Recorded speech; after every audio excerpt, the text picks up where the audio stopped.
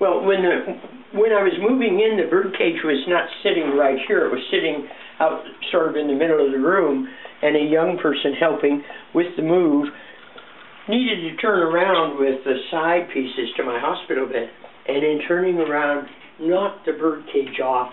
A door flew open, and out of the two birds, the green one, the male, is far more adventurous than the female. She stayed in the cage. He flew out immediately and right out the sliding glass door. And I thought we'd never see him again.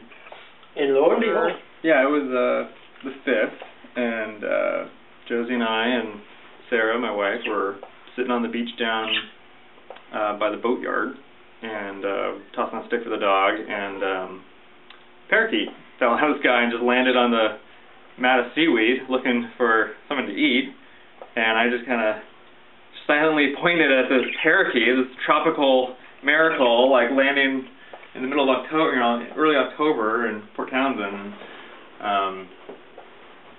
kind of speechless,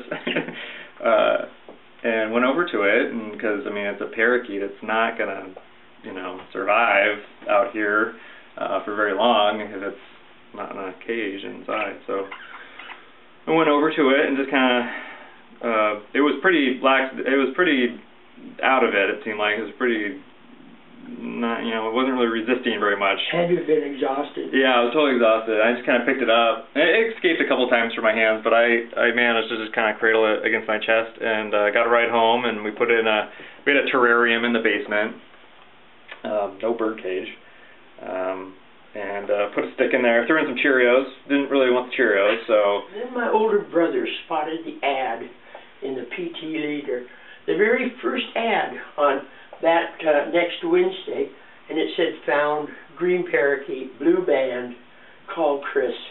And my brother called me up and he said, "Marge, I think somebody found your bird."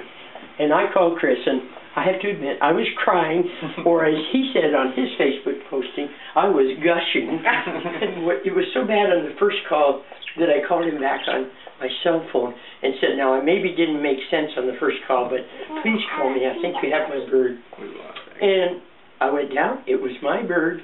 The minute I took this cage into Chris's house with the female in it, both birds immediately reacted to each other. And Chris can verify this.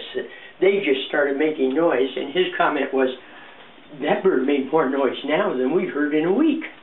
And, of course, she proceeded to give him holy heck, read him up one side and down the other for abandoning her, and then she decided to forgive him, and so I posted a picture that night of the happy couple reunited, and that's the end of our story.